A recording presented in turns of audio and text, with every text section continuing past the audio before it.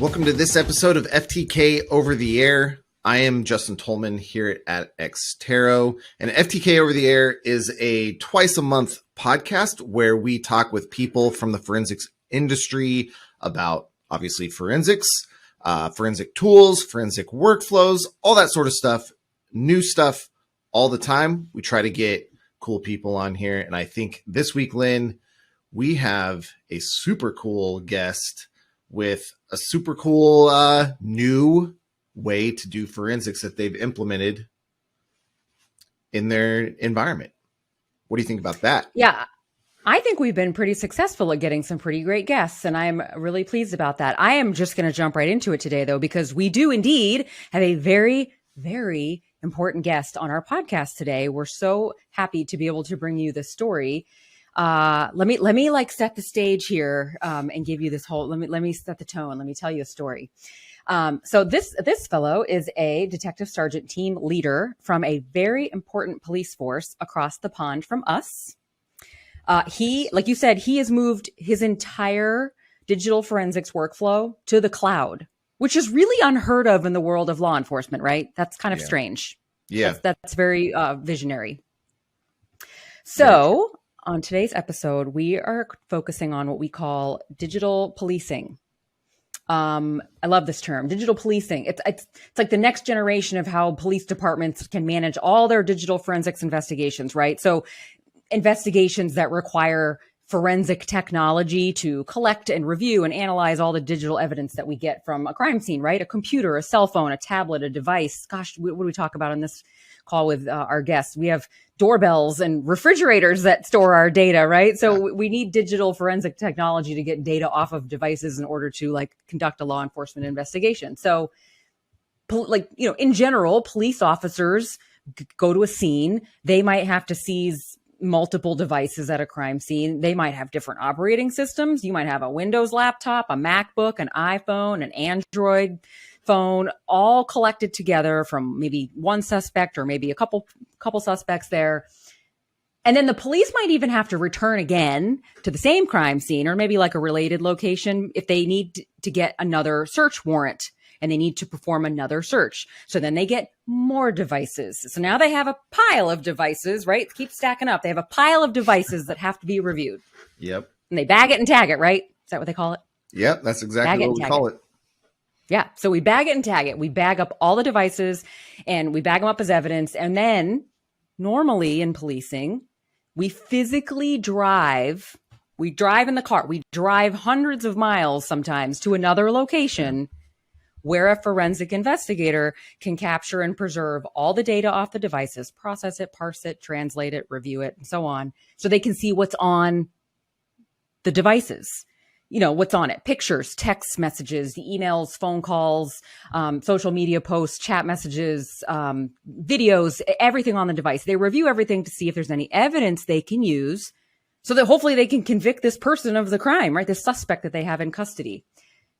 Okay, so that's your scenario, right? Where we're driving piles and piles of devices around to try to, look through them to get evidence. Now multiply that scenario by hundreds of active cases.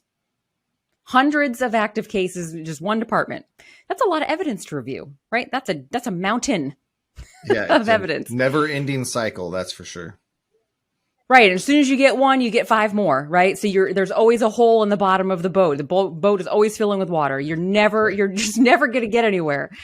So police departments are struggling with this. There's so much data. There's an enormous amount of data that they have to review for every single case. And the cases are just piling up, waiting for someone to get to them. So this is the backlog that we always hear about in law enforcement. There's a huge backlog of data. And sometimes it takes months, I hate to say it, even years to get through the backlog, right? So we have mountains of data. This delays the criminal justice process.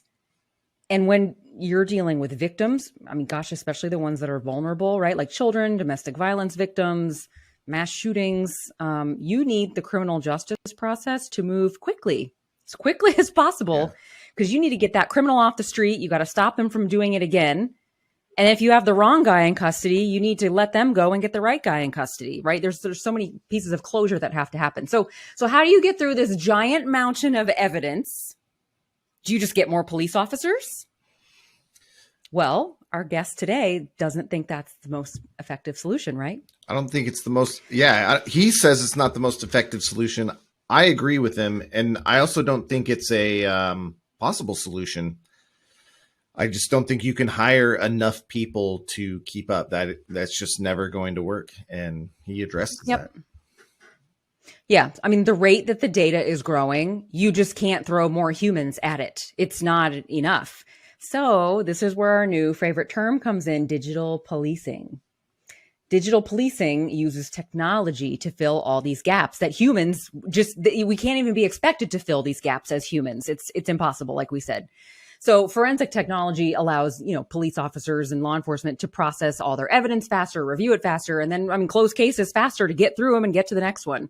So even better than that is if you can combine forensic technology with cloud technology, oh man, that's like the ultimate solution.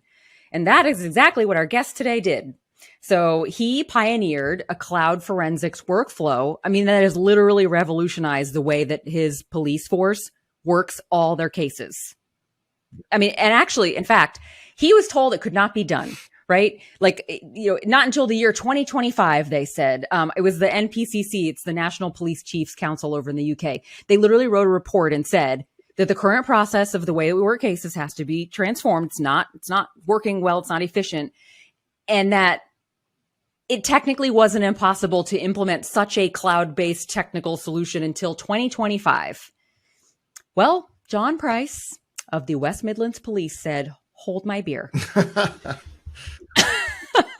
He made it happen in 2022, right? 3 years earlier than anyone expected, right? With the help of us, Xero, and Microsoft. He was like, yeah, I agree with you. Something has to change. I'm going to figure it out. And he did it in short order. So if you live in the UK, you might be familiar with West Midlands Police. Justin, it's literally the West Mid section of England, correct? Yeah, hence the name.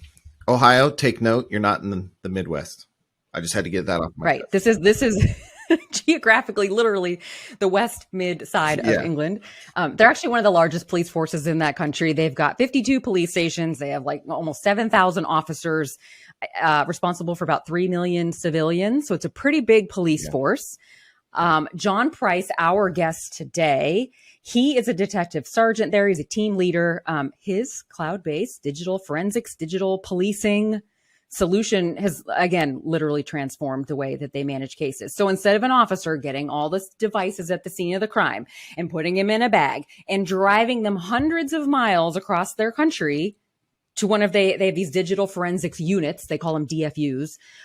They drive them across the country for someone to literally review the data on the devices. So instead, officers securely, right, this is the key, they securely upload data to a shared repository, right, up in the cloud hosted by Microsoft in Azure. And everybody on the police force has access to it. It doesn't matter where they are, what computer they're using. They don't need a special computer to be able to access or upload the data up to the cloud. They just need internet, right? There's nothing special about this. They just need to get it up and encrypted into this environment. Mm-hmm. So John Price is the first person to really roll out, I think on a pretty big, massive scale, our FTK Central product, right? In the law enforcement side, yeah. Yeah. So he is like a living legend. We're so excited that he's here. Before we get in with him, I want to just read you a quote from him directly. Before we get into that conversation, I just want you to see sort of exactly why he's such an important guest and why we're so thrilled to talk with him today. So let me just read this quote. Here's what he said. Xero's FTK Central has massively reduced processing times and improved forensic readiness. With processes that previously took days to complete, they are now almost instantaneous. We anticipate that we will see continued improvements over the coming months, including vastly reduced data backlogs, minimized detention times for suspects, and expedited cases, resulting in faster speed to justice, right? That's what we all want. We just want faster speed to justice. We want things resolved. That will see the innocent released, the guilty convicted, and a sense of closure for victims and their families. This is going to be game-changing for our police force and all of those that follow. So yeah, this is a pretty big, important guest, and this is the beginning of many stories of how law enforcement is taking control and figuring out a better way to manage everything so that we, the people that they're serving and protecting, that we can get, a resolution faster and quicker, and nobody has to worry that, my gosh, my attacker's been out on the street for a year and nothing has been done. What if he does it again? Like, we can't have that happen anymore. So a lot of forward-thinking departments are trying to figure out a solution. And John's one of the first ones. Yeah, I really wish we would have had a solution like this when I was doing forensics for multiple reasons. But one of them was I was a transplant to Ohio to work as a forensic examiner. And there's a benefit in getting the evidence in front of the people that know the area, know the case, and know the people, so they can see clues that otherwise, I would not, because I only had the digital. I only had that one aspect of it. And so not only speed to justice, but I think you're going to see the quality of enforcement, the quality of your casework go up, as well as the people who have boots on the ground, as it were, know the people and the places and the investigation from start to finish, really get eyes on their casework, and they get it when it's fresh. That's a big thing, back to the speed. But I think you're going to see people helped not only in the speed, but also in the quality that they receive that help from our law enforcement professionals. So it's great. That's a great point. So the boots on the ground need to talk to the guys like you who were back in the forensic lab. Everyone's got to share their intel and what they remember and what they know. And you can't just drop off the bag and be like, here you go, tag, you're it, because that's not realistic. You do need the officer to remember details and confirm what they saw. Or, hey, did you see anything else there that looked like this? There's a photo of it on this device. Did you see that when you were there? What else did we get? Like, you have to be able to collaborate anecdotally, and not just, even looking at the same data. Like, you just have to be able to be in the same database, the same set of data, to be able to work together. And to your point, you have to do it while you're fresh. You can't pick it up a year later and be like, oh man, I remember it like it was yesterday. That doesn't happen, because you just worked 300 other cases since that one a year ago. Yeah. Exactly. How are you going to remember all the details? That's impossible. So again, it's not fair to expect more humans to be able to do all of this so much better. It's too much. You've got to rely on technology. So John's got it figured out. We should talk to John. What do you think about that? Yeah, let's do that. Okay, let's do that. Good idea. Thanks, Lynn.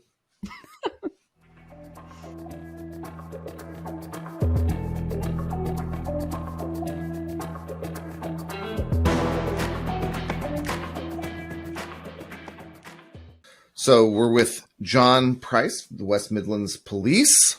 We're chatting about one of the solutions that they have installed in their lab. Of course, with any law enforcement agency, John, you're probably using a lot of different solutions, but we're here talking about kind of this new FTK cloud distributed collaborative environment. So John, welcome again. We're working through our technical issues this morning. So John, thanks for being patient. Lynn, welcome. Finally, get through. Yeah, it took a while. Thank God no one has to sit through that when you actually listen to the podcast. Yeah. Well, John is kind of a celebrity around here, if we're going to be honest. John is kind of an Xtero celebrity. John, I'm sorry. This is your new life. You're going to need security detail, and we're groupies. No, we're so unbelievably proud that are a great partner with you, and like, we're just so amazed and in awe of everything that you have set up and accomplished and configured, and then actually gotten it to work. And again, we've had folks, visit you and visit your team and see everything in action, and, talk to the folks on your team. And they're all really excited about having a new solution that makes things easier for them. So we're very, very, very pleased to have you here so that you can actually tell us more about how it's really going and how it came to be. Yeah, no, great. And obviously, thanks for the opportunity. Obviously, talking to you all. So, yeah, definitely. I'll keep you to that security detail, limousine and all the rest of it. So I'll definitely hold you to that. No, you know what? It's definitely the right move. And I think, a review solution is one of these things that's never going to get disinvented now. I think we've got it, and it's clearly the next step, unless, I'm missing something totally technology-wise, but in the way that, these data sets that we're dealing with forensically are absolutely massive. There's nothing on the horizon from any, manufacturer to say, we're going to produce smaller handsets or smaller hard drives, and, and we've got this race to the top of 16 terabyte hard drives, and we just can't see it. And, we go to a scene, for example, so this makes me sound really old. So when I joined the police not too long ago, back in 1998. So just the other day. Yeah, just the other day. So if we're going to houses in early 2000s, realistically, if we're going in doing a house search, a warrant, whatever it was going to be, I think at that time, at most you would have really found, an old Nokia mobile phone, for example. And if someone was fortunate enough to have a computer, it would have been quite a massive unit, and it would have took a truck and about 6 people to help carry it outside the house. When we look at a normal house that we go into now, for example, as soon as we're entering that house, we're looking at, doorbells, obviously with cameras on. We're looking at routers with sometimes not just one router, dependent on the type of crime. We may have multiple routers at the scene. We're dealing with games consoles. We're dealing with heating systems inside house. We're dealing with mobile phones. We're dealing with IP phones. We're dealing with such a plethora of things. I think, not too long ago, we even had our first fridge with a Android device built into it. So clearly, we've got to do something to deal with all these data sets, if that makes sense. Absolutely. Yeah, the Internet of Things, right, as we call it, it's not just a fancy phrase. I mean, literally everything in your home collects data, stores data. If a refrigerator can solve a murder, we're all for it, right? It doesn't matter. It doesn't matter where it comes from. If we can get evidence, we can get data, and we can get it off the device, then wonderful. It is funny to think about how I forget the stat that I read, but 70-something% of all law enforcement matters involve mobile phones, and collecting those types of devices on scene, and multiple phones, and multiple personal devices. So yeah, it's a lot different than it used to be. Yeah, definitely. And like you say, in some regards, even if we got the phone, that's still part of the story. We then got to start looking at the cloud-based data, the apps, storage, and all that type of stuff that they're using. So it just sort of says, that looking at how do we deal with this bulk volume data, evidential data, or intelligence data, we've got to start working a little bit smarter. I personally don't think the answer is getting more people into digital forensics teams all the time. I think we've got to start working a lot smarter, and definitely leveraging the community.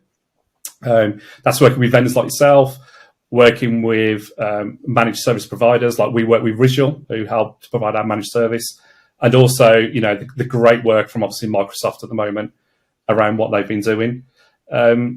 But you know what? And I say this, and I think in fairness to Access Data, and obviously I know they were taken over by Extero, what's been really pleasing during part of this journey is I felt as if no one's been constantly chasing the dollar. And that's been really good. Through it, it's never been to me, how many licenses you're buying, when are you doing this, when are you doing that? Because I find that off-putting, really, because for me... Most people do. Yeah. Right. We understand you're not charities, you're a company and you're not charities. But first and foremost, our mind is, we've got to protect the public purse, and obviously we've got to get what's right for the taxpayer. But also with that is, the biggest part of this work is what we must always remember: we are safeguarding children, vulnerable people, and victims of crime. And, it doesn't sit right with me sometimes when, we're thinking, oh yes, these multi-million-pound solutions, we're going to do all this and we're going to do all that. And I think let's go back down to what we're actually trying to achieve here, and that's that fundamental aim of doing what's right for the victim. And there's some really call-out players here. So I'm going to give a big shout-out to Harsh from Extero. Me and him like excited puppies. When we start talking about ideas, wow, you can just see your project team in Extero start shaking their head and all going, no, your development team are like, stop. Because it's been great working with someone like Harsh and really, really passionate about the tool, really passionate around what it does. It's absolutely spectacular. Sarah Hargreaves from the training side, same again. Oh, amazing. Listens, really listens to what you want to do. And, we're not saying it's all our way of doing things, but I think, definitely Sarah understands that she wants to do what's right for the force and she wants to obviously do it. And we felt with it the whole journey is it's not chasing the money, it's understanding what the requirements are and working with us as a force, really. So I think that relationship has worked out really well, and long may that last, because I think it's been quite good, and that's the way we like dealing with stuff with digital forensics within WMP. Is having those conversations, understanding what our objectives are, and then seeing it land to an operation environment is absolutely fantastic, really. Well, and I'll tell you, everyone goes to work, no matter what your job is, what country you live in, where you are, what industry you're in. Everyone goes to work and has frustrations and, spoiler alert, people don't like going to work every day. Sorry to admit it. However, everyone here at Extero in the forensics division, most of us have been here 5 years, 10 years, 15 years. And so, no job is perfect. And there's always, growing pains and people that you don't get along with and so on and so forth. But we all come back to this job every day because we love to help customers. And now a partner like you where, it's like, great. You bought some FTK licenses. That's wonderful. But what are you doing with them? You are protecting children. You're protecting the vulnerable. You're solving cases. You're getting people off the street to prevent it from happening again. So can I deal with, maybe, taking too long to get something written or, something organized and getting a meeting together? Sure. That's no big deal. And, does it, however long it takes for you to, get to where you're at and get your setup right and make a purchase. It doesn't matter how long that takes because you're in it to actually help other humans, and we're here to help you help other humans. So I appreciate you saying that about all our team members because we had an episode on our podcast about Harsh and how a lot of customers call Harsh and say, I'm working a huge kidnapping case and I need the software to do X, Y, Z, A, B, C. I need help. And they call Harsh. They trust Harsh, to work with them on live actual cases. So I think that's pretty cool. And we're really glad we have that relationship. So thank you for that. No worries. And you know what? I've got this massive long list I'm about to bring out of people from Extero, but definitely one other person as well is Jan. Absolutely amazing. So Jan is obviously working with us across here. And he can be my go-to guy at times. And Jan, I just want to say all your help, as many frustrating calls we've had in the past, it is appreciated. So please just accept that. He's always so calm. I don't know how he does it, but he's always very calm. It's uncanny. Very, very good. And when we're having conversations and he'll say, and I'll go, Jan, have a look at this. And he'll go, it's you, John. And I'll go, no, it's you. And at the end of it, we work it out and we got there. But no, absolutely fantastic so far. That's good. Well, and I love that I'll go back to something else that you said. You said, I don't think the solution to our problem, which is so many cases and so much data, I don't think the solution to the problem is to just hire more people. I think it's to get better tools and better technology. Sure, it would be wonderful to hire more people, but we need the infrastructure. We need the tools, that sort of underlying layer underneath everything to be efficient and collaborative so that everybody can work together, so that even the people that we do have, right, they have better access to data, and they have better access to everything. So, a lot of people will say, like, I don't want more technology. I don't want it to replace people. And we're not replacing people. We're just not necessarily adding an army of new people. We are making the people that we have much more effective because of their new technology that they're allowed to have. Yeah, definitely. And I think that's really important in the fact of we'd all want more staff, being realistic. But when you're dealing with the public sector and you deal with, certain things, there's only so much you can grow. And even when you do get that growth, finding those staff, getting those staff through vetting, getting those people through competency, getting them ready takes a whole time. So from someone joining us really, or for someone getting interviewed and to someone landing vetting wise, we're probably talking around 8 months to start with us. Then we're probably talking another 3-4 months on top of that to get them through basic competency. So I would always say between 10 to 12 months for us before someone is really let loose on the tools on their own. But I think part of that comes is where we start looking at automation and processing in the cloud and leveraging everything. It doesn't make no sense that our team, for example, start at 7 a.m. of the morning and finish at 10 p.m. at night.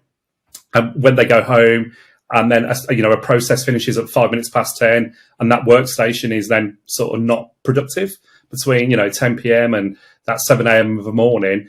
But that's where tools like Central have come in, where we're stacking jobs up, ready to go. So once we've ingested a forensic image using Azure Explorer, that's landed using FTK Central. What we can do is stack the jobs up, and we can sort of say, right, once that processing node has been completed and that case has been done, then automatically start on the next one.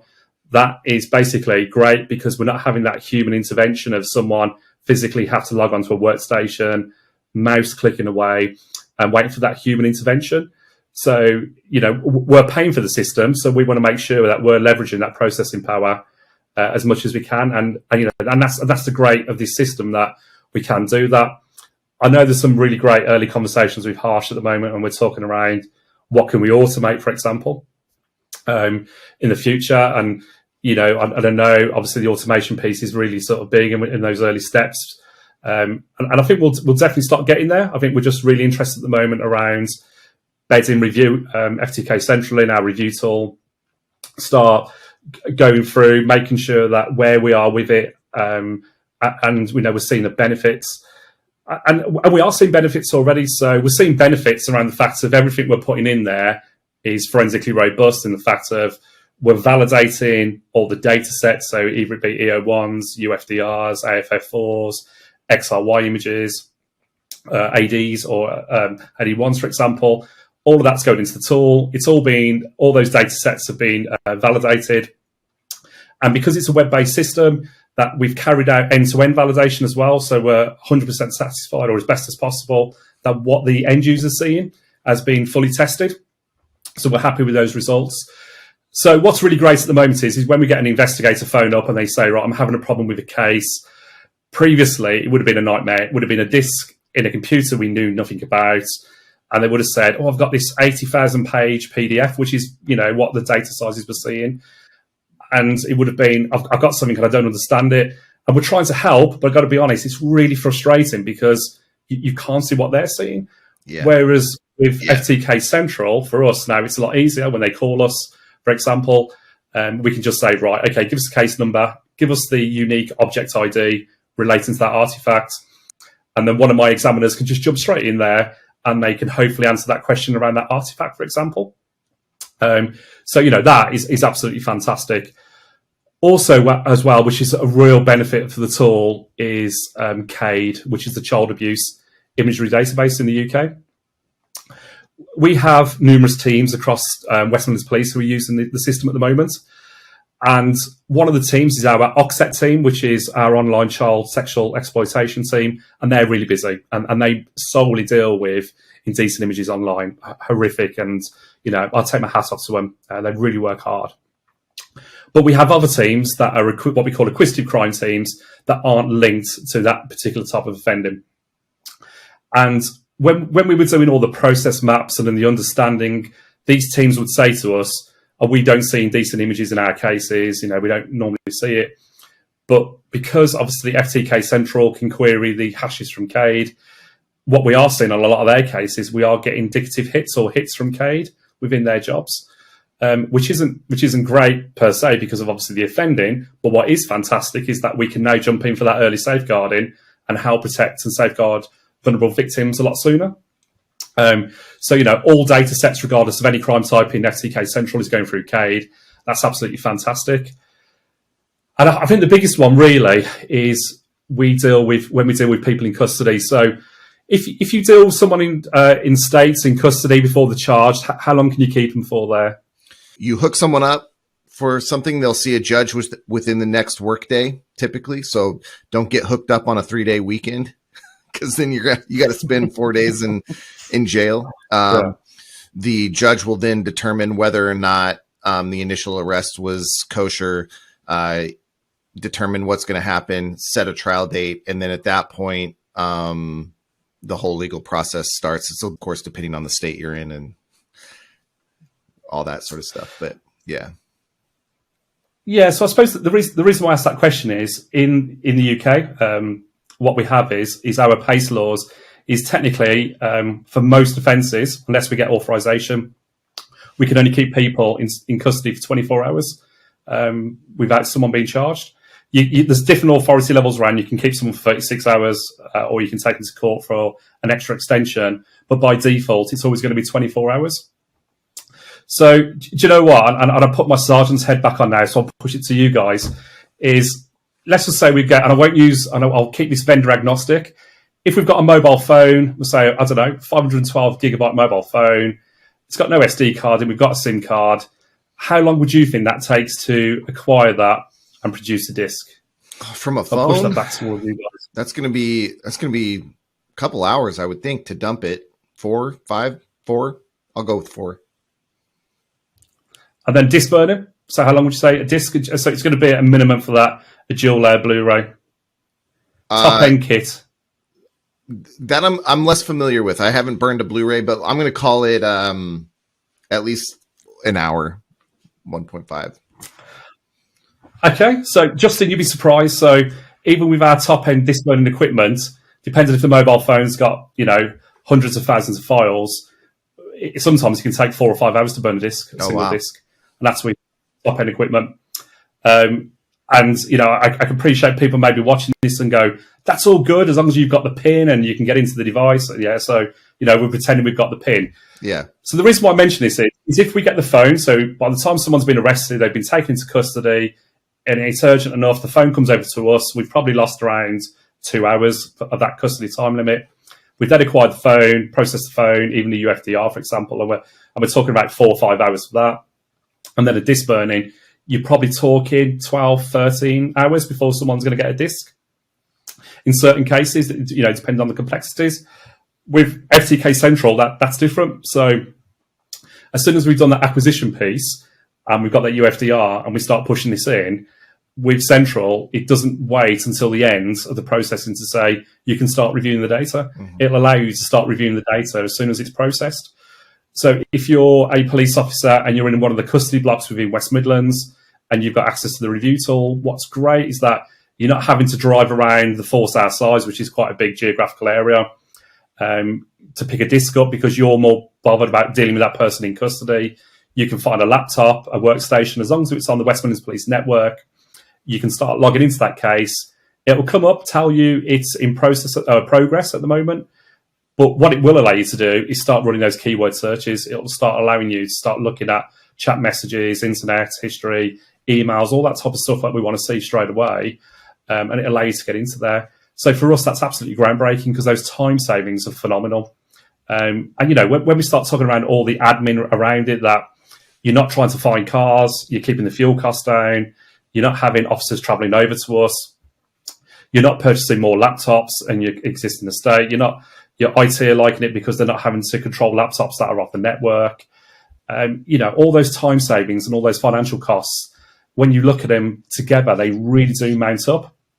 And that was one of the good business cases we had to get the review tool in, really. So we've done a real detailed business case around as it is at the moment and where we want to be. And I think what was quite surprising was the costs were sort of quite parallel, really, financial costs.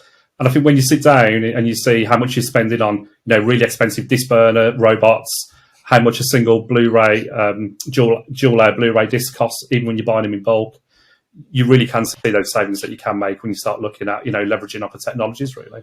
I think we kind of tying that with what we talked a little bit about before, with the automation.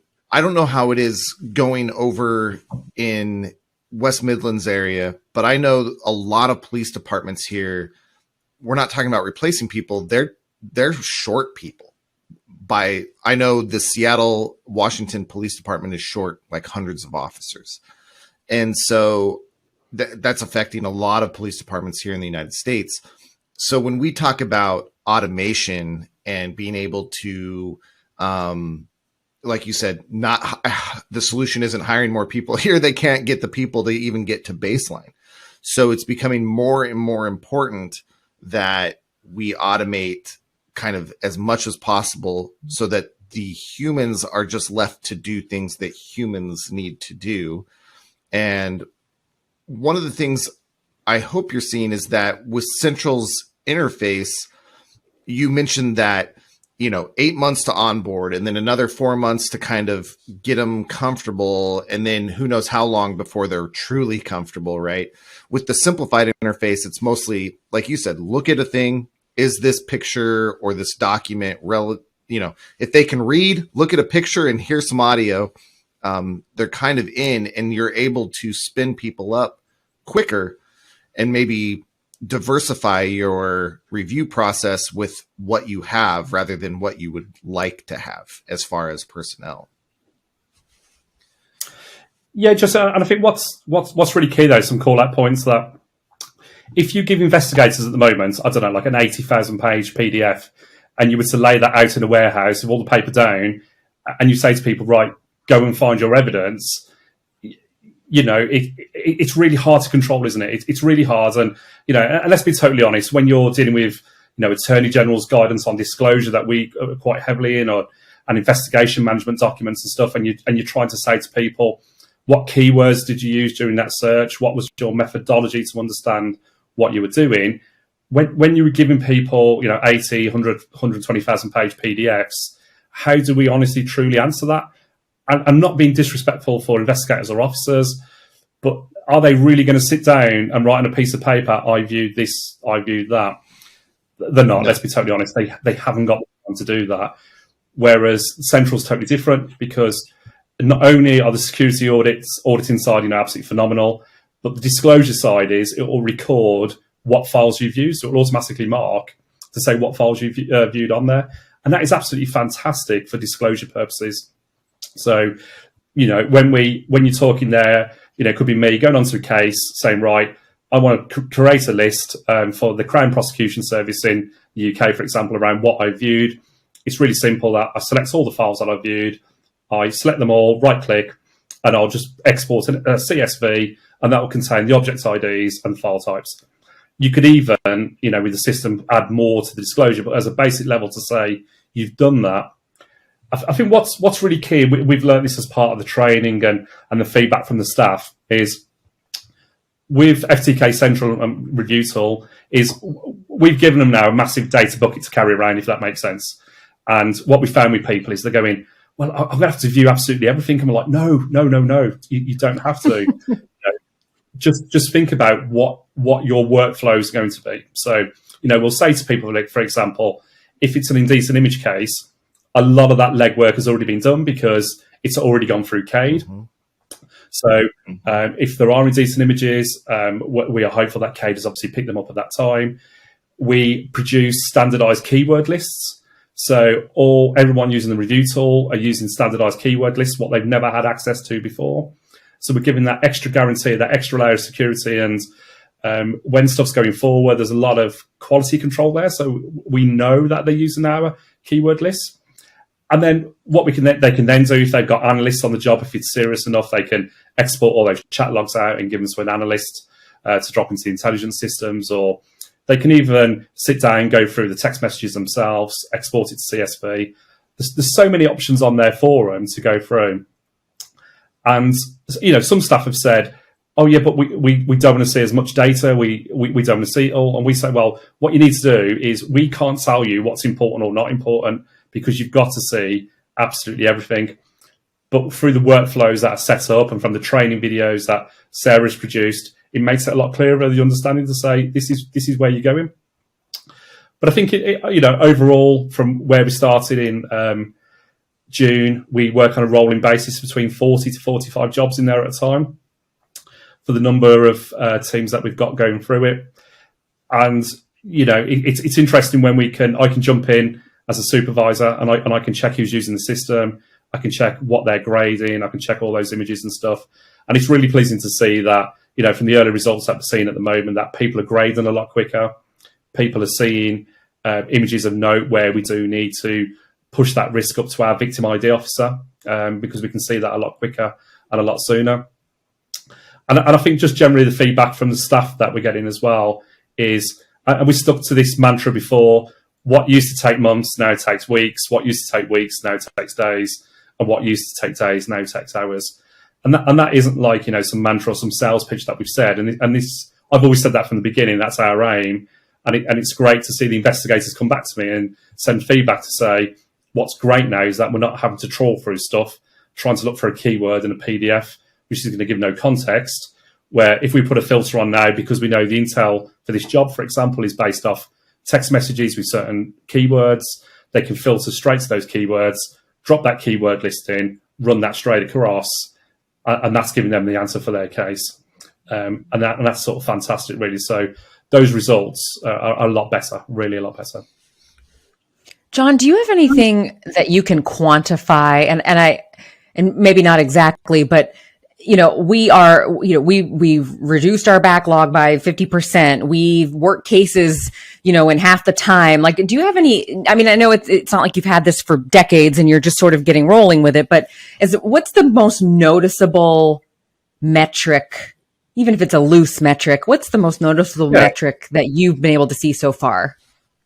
Okay. Yeah. So being totally open and honest, we have 3 different types of SLAs, which is our service level agreement, to the force. So our first SLA is an urgent. So an urgent can just take as long as it takes to produce, because that's 9 times out of 10 for us, homicides, kidnaps, all that type of stuff. Right. We then have priority, where we'll turn around and say, right, we can turn your stuff around within 90 days, and hopefully you'll get a package. And we're probably there around 90 days. And then we can have standard work, which is anywhere between 6 to 8 months. So I think what's really key to understand is how our DF units are made up. So we've got a data acquisition unit and a data reporting team. So our data acquisition unit, absolutely fantastic. They will get the devices in and they'll acquire all those devices, get as much as they can from them, dependent on, what type of extraction it's going to be. And they'll then put that on a server at our location. And then my team, which is the data reporting team, who also work really hard, will then pick that job up. So we have this strange scenario that we can acquire that data really quick, within a couple of weeks, but it sits on a server downstairs and it waits to the next free digital reporting officer to pick that up, because we're dealing with hundreds of cases. This isn't 1 or 2 cases. We're dealing with hundreds of cases. Right. So to answer around how can we quantify the benefits, so the immediate benefit is, instead of staff having to wait that part from where we've acquired it within a couple of weeks, and it can take up to 6 months for a report writer to start looking at it, they can start deep diving into that information as soon as it's been acquired. They're not having to wait 6 or 8 months for one of my report writers to pick it up and to give them a report. It will literally, as soon as it's acquired, and part of our processes, as we're sending it to our server storage within the office, part of that process is it will also get pushed to Azure Explorer at the same time. And the OIC will get an email to basically say your data is ready in review for you in Central for you to start going through. So straight away, we are saving time. So it's hard to quantify since May. And a couple of people have said to me, what's it saving? And I can automatically straight away say, right, it's saving disks, it's saving vehicle time and all that other stuff. But the most important thing is what it is saving is it's not sitting on our server downstairs. It's allowing officers to deep dive. And it's a strange scenario. It could be a submission form comes through, and it could be for a domestic related harassment, for example.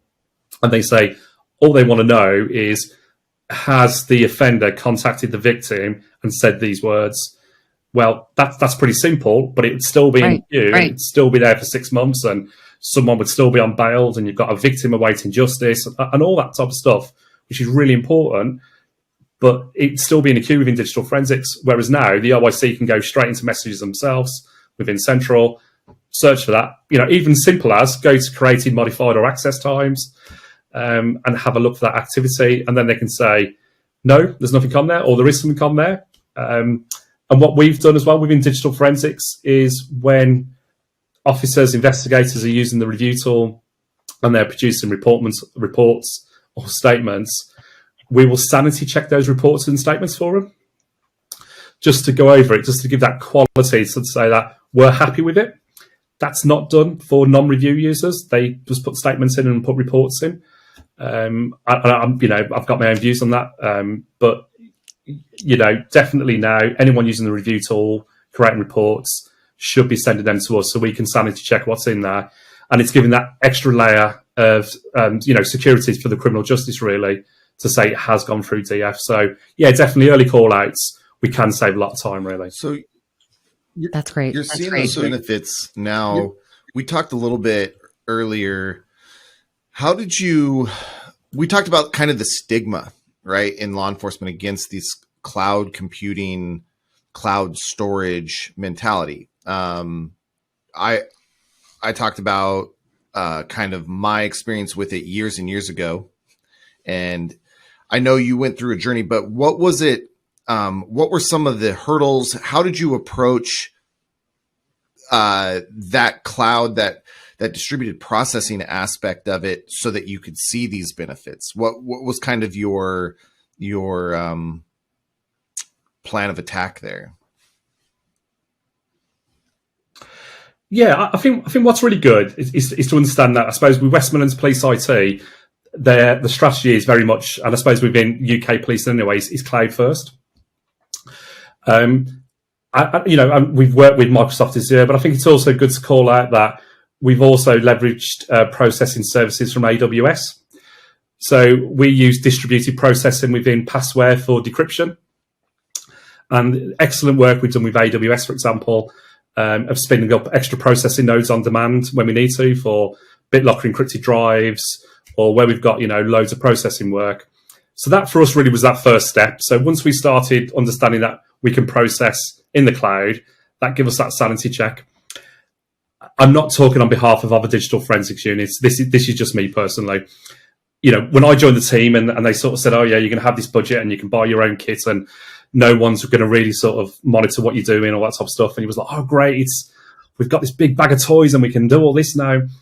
But I think as time has gone on, and especially under the forensic science regulator in the UK, section 23 of the codes, and the requirements around patching, maintenance, security are becoming more and more complex.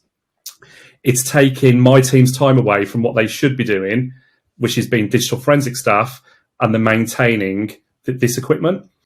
And also as well is, and they're totally honest on that, is as much as, West Midlands Police, we have all the support from our IT, and they send us on training and quite comprehensive SANS courses, for example, and we're all very competent around what we're doing around the infrastructure. I think sometimes, we sanity check ourselves and we honestly say, who's best to look after that data? Is it digital forensics, or is it a cloud provider in that market where they've got teams of people who are securing that data, really?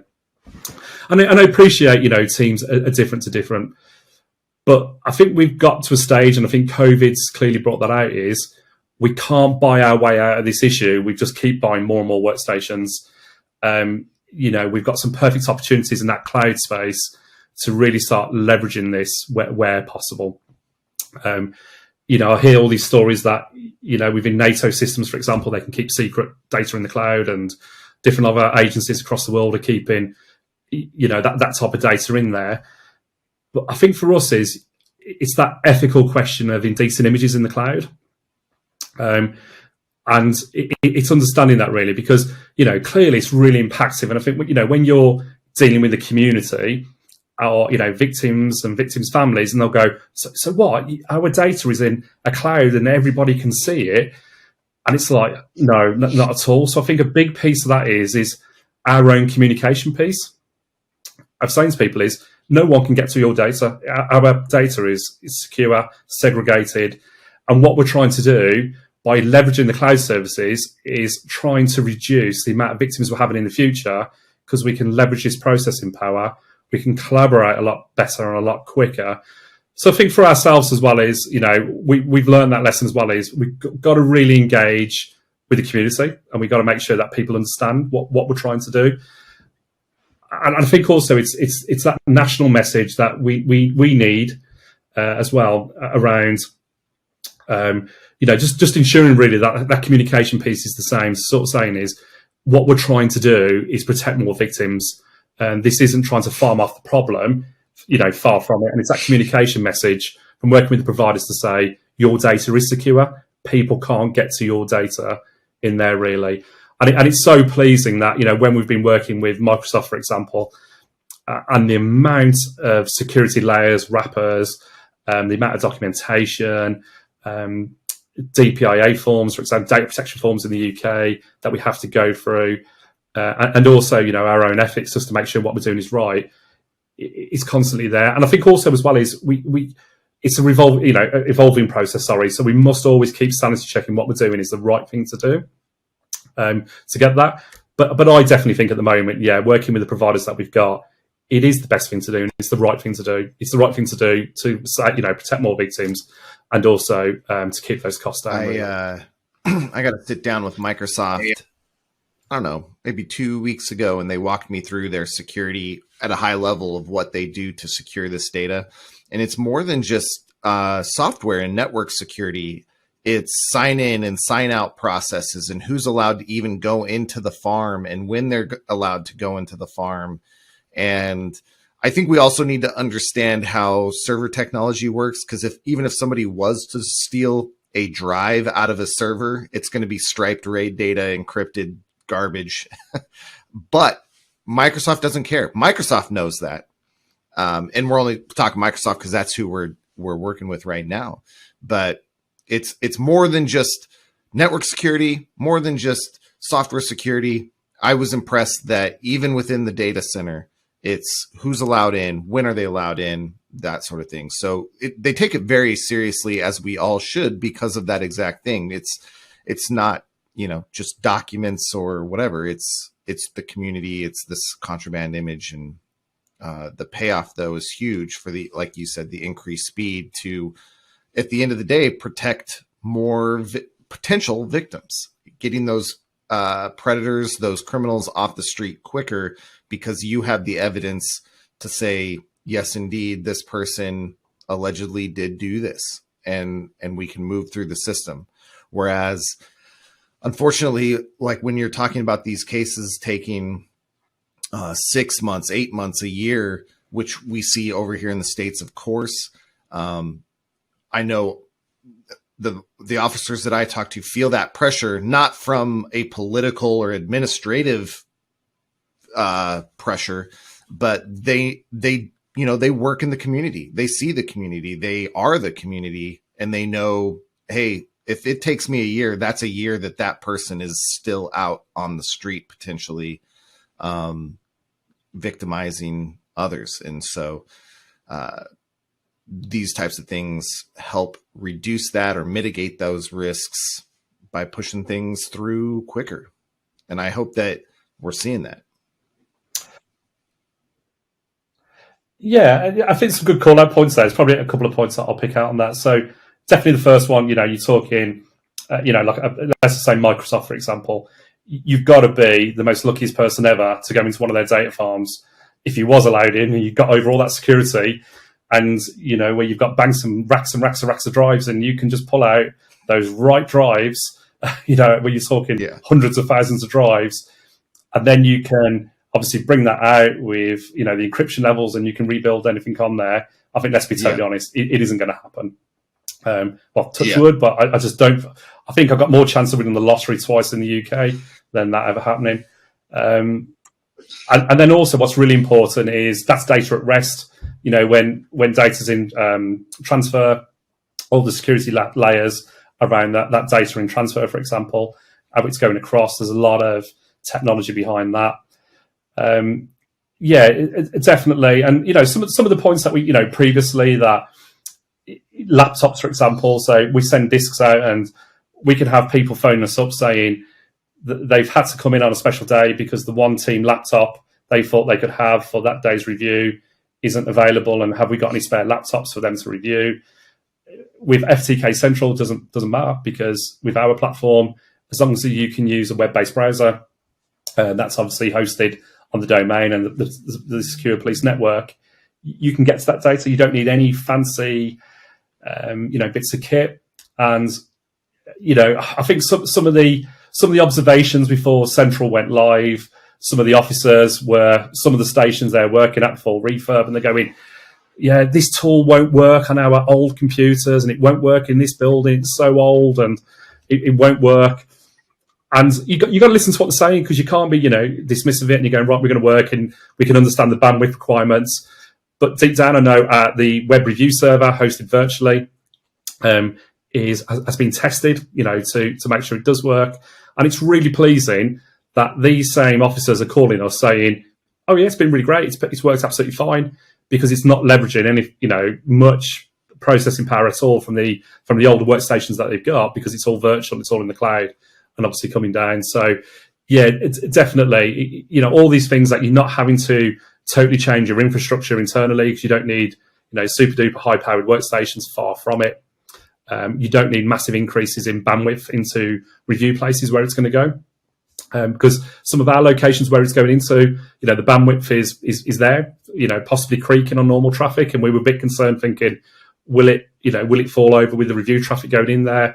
And touch wood, it hasn't. So that type of stuff is really pleasing as well, to see that, in the fact of we're not having to purchase, additional routers, switches, and all that type of stuff, because it is doing what it said. It's utilising that virtualised technology in the cloud, and that's taking the lift and the shift to that processing power, really. John, that was one of my questions I was going to ask, which was, anytime you introduce anything new to your team, hey team, we have a new process. We have a new tool to use. We're getting new computers. We have a new procedure. We have new team member. Anything new, everyone, there's part of the team that always says, oh, this is never going to work. I don't want to have to learn this. Oh, there's always that bad apple that sort of, sours everyone else and says, oh, this is going to be such a pain. I can't believe we have to change the way we work. And you're like, but we get to change the way we work, you guys. And they're like, we have to change the way we work. This is terrible news. That was my question. And you sort of started on that. It sounds like you had some team members that were dissenting, maybe just even because of hardware and environmental reasons, like, oh, it's never going to be fast enough and we don't have the right computers.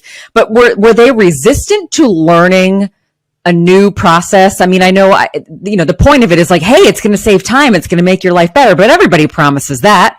And it doesn't always end up being indeed that wonderful in real life. Like, what were people scared to take on this new workflow and this new tool? Were people excited? Like, what did you have to manage through?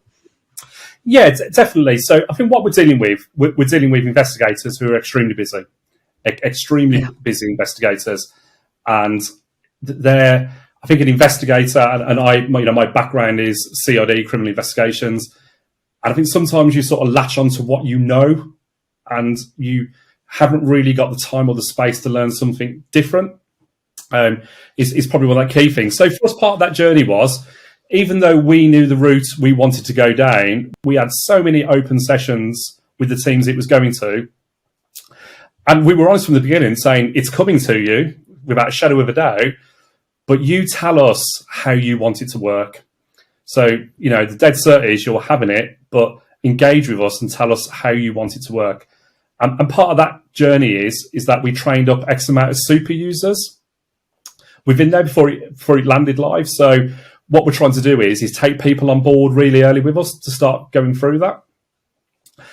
And I think the biggest piece is that reputational piece of, when we stuck to the go live date in the middle of May and subsequent weeks and months after, is let's not turn anything into cynicism. Let's constantly prove this is working. And touch wood, for a reviewer going onto the system, since it's been live, there's never been a time they can't log onto the system and to review data. So a couple of bumps in the road around acquisition side, and we're getting there because it's all totally new technology. But at no stage with a reviewer have they ever gone onto that system, and that system has never been operational for them 24/7 since May. And I think for a lot of technologies coming in, that's a pretty good result, when we see all applications and systems coming through. Now, you take into account on this is the first time we've worked with Xterra on such a project. It's the first time we've worked with Microsoft on a project, and to the best of my knowledge, I think both of you have not worked together as that entity before. And then we're adding a managed service provider, Visual in the UK, to look after that virtualization for us. There's a lot of separate parts there to go wrong. So I think, after May to where we are now, and the system's never been offline, I think we've done something right, if I'm honest.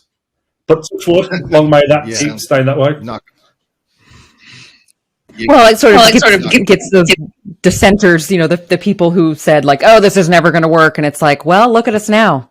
So are you going to, turn that frown upside down? And are we going to be happy about it now? Like, look, nothing catastrophic has happened. And in fact, it's made everything faster. You're not driving evidence around. You're not spending hours staring at a computer burning disks, right? You're just not spending the time doing those things so that you can be out, being an officer, being an investigator, being a forensic expert. I would hope everybody is on board at this point, right? Yeah, definitely. And I think we're getting there. But as I keep saying to all the vendors, really, we're only ever as good as yesterday. Yeah. This is great technology. It is groundbreaking. What I keep saying to people is, let's stay level. We're only ever as good as yesterday. And, when me and Harsh get carried away with ideas and we sort of sanity check ourselves, and I think what's really exciting to me, it sounds really bad, doesn't it? What's really exciting, I have got a life, I promise you, is tomorrow a demo of 7.6 FTK Central. Oh, yes. I'm really looking forward to seeing that. Really looking forward to seeing, the enhancements, what the change is going to bring for us. We're looking at going live with that from about October. So I'm really looking forward to that tomorrow to see what that's going to bring. But I think other forces at the moment, we're getting a lot of interest from other forces within the UK around the solution.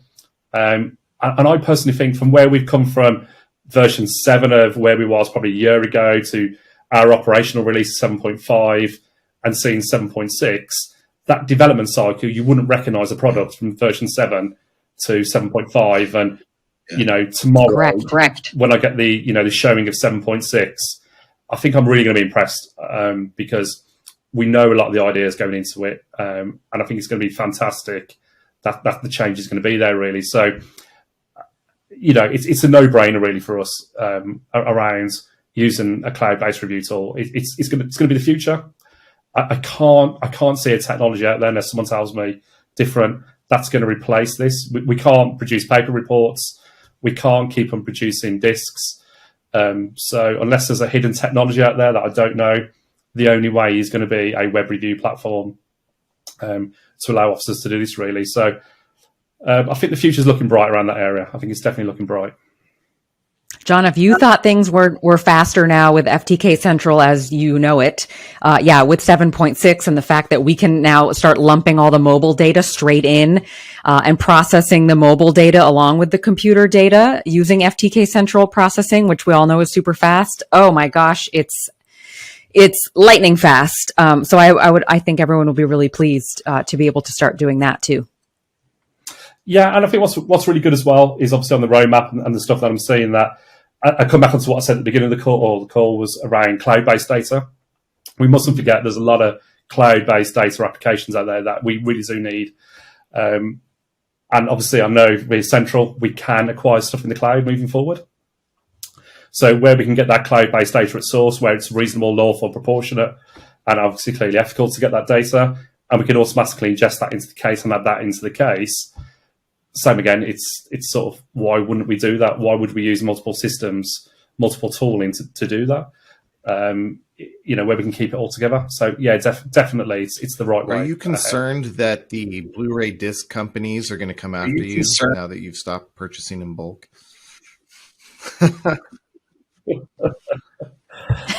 Yeah. Probably the same way when it was VHS and Betamax and all the rest of it, really. But it's frightening, really, when you see the cost. Like how we've got some really good disc burning robots, and we have a disc bin rejection area where a disc hasn't recorded properly and failed and dropped in the bin. And I'm getting older because I'm walking past the box now and I'm counting the discs and I'm working out in my head because I know how much one of those discs cost.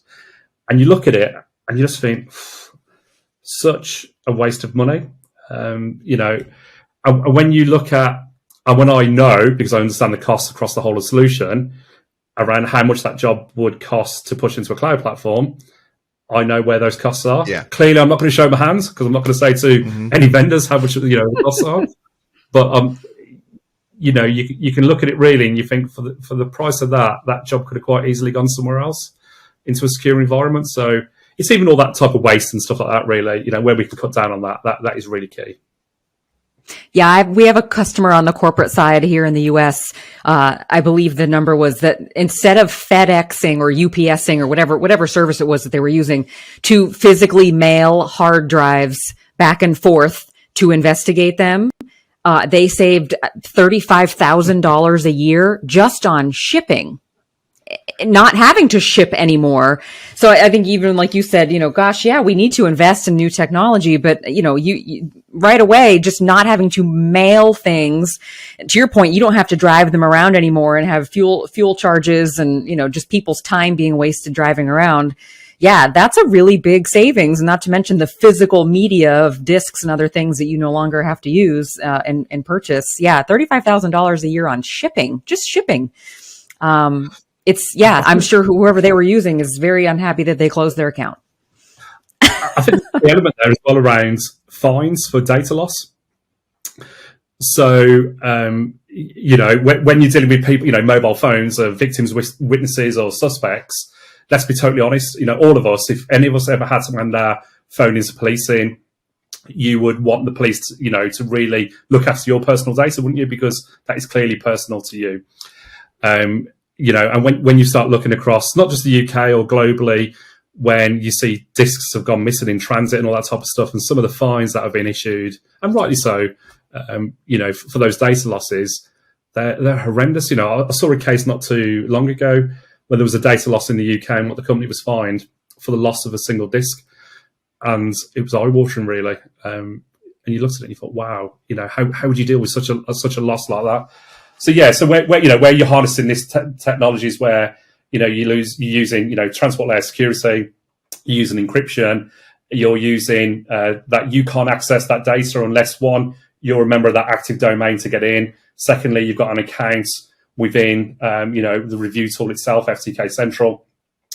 And also, I'm not saying any of our staff are rogue by any shadow of a doubt, but even if, we're always accountable. So if someone ever says to us, account for your actions where you've looked at that data or what you've done with that data, it's fully auditable. You don't really get that type of layer of security around viewing of disks unless you've invested heavily in monitoring software on networks and stuff. So, that's FTK Central gives us that extra layer of security that we can monitor what we're doing fully across the board. Which gives us that, extra layer of security, really. Yeah, and I think it's interesting. I wonder when it'll change, how many years it will take for public perception to sort of reach an understanding. Everyone says, oh my gosh, my data's in the cloud. That doesn't seem safe at all. That sounds scary. Oh, this is horrible. What a horrible development we're moving in. I think to your point, what's worse, like having your data in a ridiculously secure Microsoft facility or in a car driving around on a CD in a bin, right? We're moving in a good direction. 100%. And I think it's how we communicate that message, isn't it? When we say the cloud, I think there is still a perception there that it actually is in the cloud. Right. But fundamentally, as we all know, it's someone else's storage. Right. It's on another computer somewhere. 100%. And it's how we work on that comms piece of doing it. The caveat to that is, of course, we're only going to work with partners that can offer us that security. So I appreciate there's other cloud vendors out there, but unless for us, for example, all of our data has to remain within the UK, that's written into the contract. You can't get to our data unless, you're a West Midlands employee or you've had vetting at a certain level. So all those extra layers of security for us there are absolutely phenomenal, really. And it comes back onto your point, is if you're creating disks, as much as you can say you can book them into systems, they're a physical object that can get lost. So yeah, definitely using cloud technologies as the way ahead. I think what's been really good is, after we've worked with, Xtero, Microsoft and Visual, and we never really had a blueprint to work to. And there was some great work that went on for, nearly 18 months to get that solution, that architecture right to where it is. But I'd like to think for policing now, there is a blueprint to work to with those technologies. So there's something that can be rolled out. And I appreciate different forces will have slightly different requirements, but I think there's that initial piece that people can work from. So you can understand how that virtualization looks. You can understand how you can scale that virtualization up and down. You can understand different layers of security, how it all is in there. And I think from this call is, we're not really giving the security element probably the justice it deserves, but I sit quite comfortably after working with information management, our IT architecture, Microsoft, and the amount of documentation, security and wrappers around it are phenomenal. The amount of effort that goes into it, really. And I suppose to a degree, that's why we're probably like, security's fine. But the security of this system has had a lot more work around it than the forensic validation of the product going in. And that's not because we've half-hearted with the forensic validation, far from it. But what we are saying is clearly that we want to make sure that data is, is as secure as it can be. And I think we feel really satisfied that we've done as much as we can to secure that, really. And, when people say in the cloud, it's like all these things we're calling out, that have you got adequate safeguards in your digital forensic labs around hacking intrusion at the moment, for example, where they can get to your servers? Can you, there's opportunities where staff, unfortunately, take devices into the cars or go home and, unfortunately the car, gets broken into, or the house gets broken into and devices go missing, devices in transit, all that type of stuff, or devices even going to court with that data on. I don't think there's as much security wrapper around that as there is around the protection of you said this earlier. Let each professional in their area do their job. You do forensics, so they're going to let you do forensics. Let's get someone who can manage the security for the cloud, manage the data for the cloud, so that you can focus on forensics. We were talking to a big agency here who had built their own personal cloud and are regretting it. It's just so much work to maintain, constantly buying new equipment. And we were talking with them and they're just like, we're kind of stuck with it now because they bought it all, but they are not happy with that because that's not what they signed up for, really. They signed up to do forensics, solve crimes, investigate, and here they are spending a lot of their time managing a database. And just want to let those do what they do. I see it a lot in digital forensics with different teams as well, that because people move on and they'll have this new kit in and they'll have people in the team who are trained up and understand that systems really well, and how to archive tapes off and the replication process. And then all of a sudden that person goes sick or decides to leave the company and you're trying to put the wheel back on, and it's just an absolute, it can be an absolute mare. So, all I'm going to say is, if anyone's listening from West Midlands Police IT, I absolutely love you. Please take as much as the digital forensics infrastructure from us. Take it away. Have it all. We just want to turn the computers on within the lab, make sure they work, and everyone else can deal with the background stuff, really. Well, John, I'd like to thank you again for jumping on with us and taking this hour out of your day. I know it's a little later in the day, not too bad, I hope, but and I know you're super busy. So it's always appreciated when people of your caliber take time to sit down and chat with us, and it's been great, I think. No, thank you very much, obviously, for your time, and just from ourselves and the West Midlands Police, big thanks really to Xtero for being on part of this journey with us, because I think working in partnerships together it will make a difference and is making a difference at the moment. So touch wood, and hopefully tomorrow 7.6 when we look at it, suitably impressed, and we can see the way forward from there. It's going to be very exciting. I can already tell you, especially if you're talking to Harsh about it. He's so excited about it. He just can't contain himself. No, we're really proud. We're so proud of everything that you've done, and like all of your vision and everything has come to life. And, our vision is your vision. And yeah, we want, to your point, you're like, I asked my team what they wanted the solution to do. So we do the same to you. We're like, what do you need it to do? Tell us what else we should be adding. It doesn't make any sense to develop a product with, me and Justin and Harsh and a bunch of developers sitting in a room. And we're like, what sounds cool?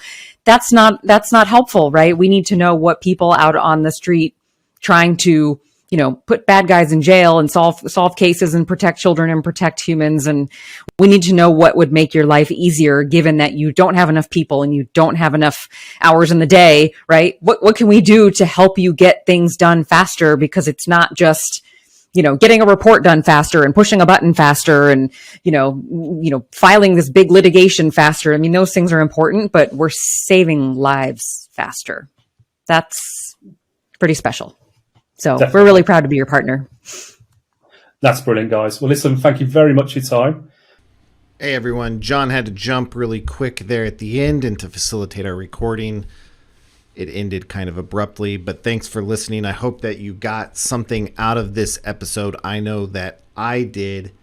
I'm recording this outro after editing, and I noticed that when I exported the video and the recording out of the system, my track got pushed off by a few seconds. So it sounds like I talk over John a few times.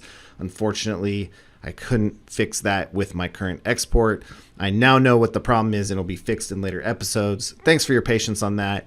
Remember that we release a new episode about every other week. Thanks for tuning in. We'll see you again in the next episode.